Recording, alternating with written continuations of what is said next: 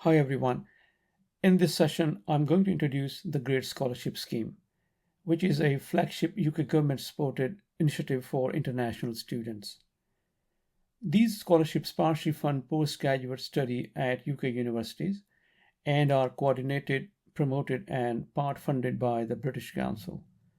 The Great Scholarship supports study at leading UK universities, giving students access to world class education and an international learning environment which opens doors to new opportunities and excellent career prospects.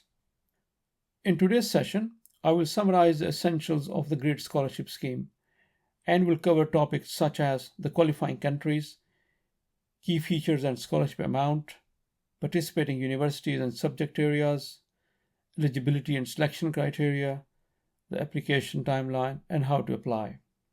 For the 2026-27 academic year, 18 countries are included in the Great Target List.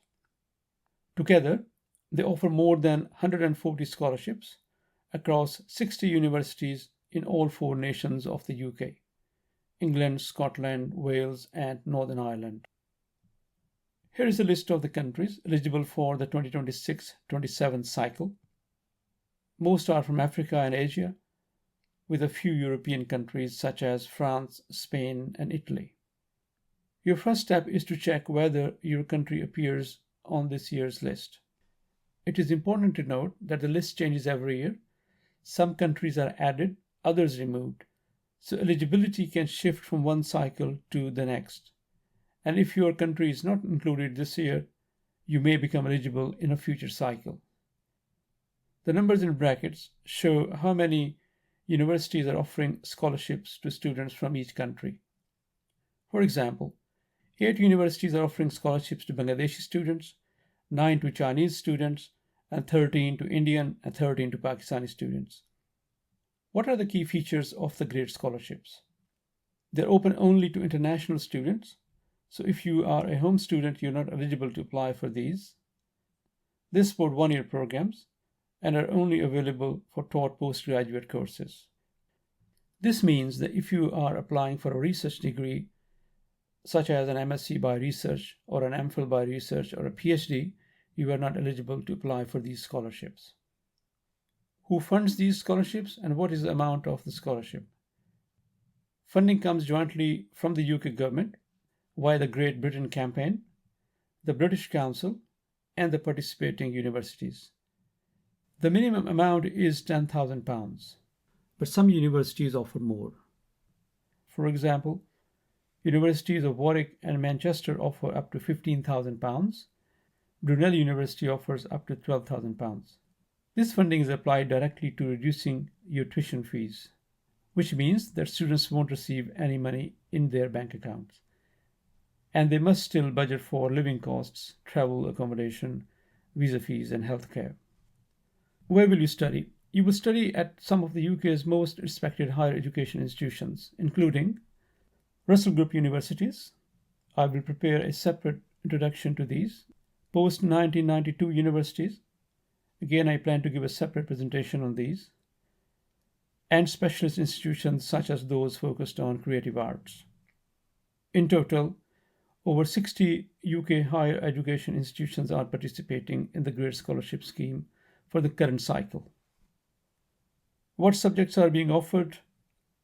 A wide range of subjects are available across participating universities, which include business and management, engineering, social sciences, law, creative arts, computer-related subjects, environmental sciences, and education. Now, this is not an exhaustive list. You will need to check individual institutions to see whether they offer a program in your subject area of interest. Some universities, for example, University College London, do not impose subject restrictions, meaning you can apply for any eligible postgraduate taught program in their institution. What are the eligibility criteria? One is quantitative criteria, which you can support by providing appropriate documentation, and qualitative criteria, which relate to students' personal qualities and motivations. Let's now look at these one by one. The first are quantitative criteria, which include a valid passport, and permanent residency in one of the target countries in the current cycle. A relevant undergraduate degree, for example, and economics degree for an economics related master's program, meeting the academic and entry requirements of your chosen university. These requirements may vary by institutions and subjects, and some institutions may even give preference to those with a bit of professional experience. You also have to bear in mind that different universities will have different criteria for the same subject. You will also need to meet the English language requirements of the university.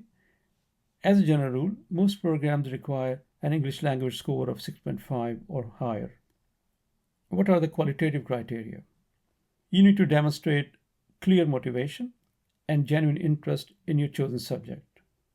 You need to show that you have a clear commitment to act as a great scholar ambassador and a UK higher education ambassador. You also need to show willingness to participate in great related events. Because you cannot prove any of these qualities with documents, they must be communicated effectively in your personal statement.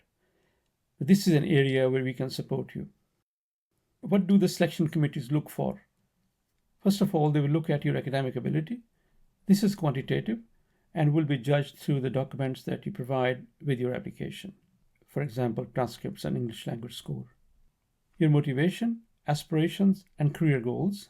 Your commitment to engaging with the UK, both during and after your studies. Your ambassadorial potential, and the likely future impact of your education in both the UK and your home country. Everything beyond academic merit depends heavily on the strength of your personal statement. And if you would like further guidance on this, you're welcome to contact us via the details given at the end of this presentation.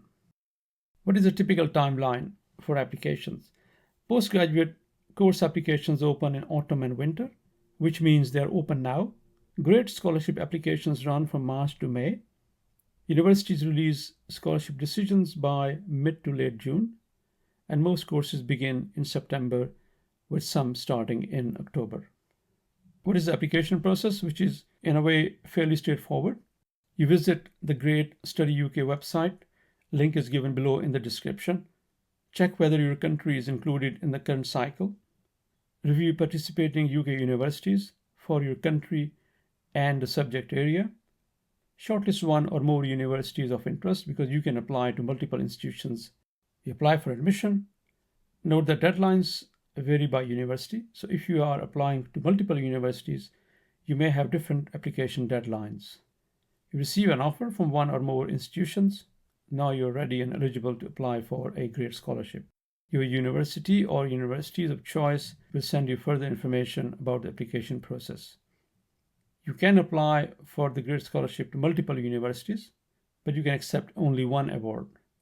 And the other thing to note is that you cannot transfer your award from one university to another.